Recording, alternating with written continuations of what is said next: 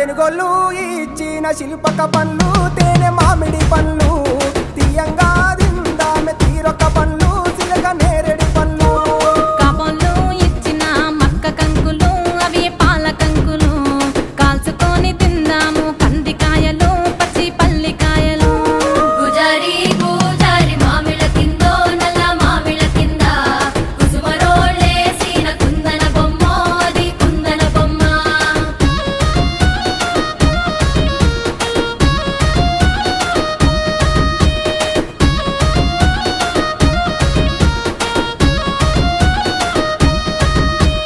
బెస్తోలు పెట్టిన పచ్చి చేపలు అవి వట్టి చేపలు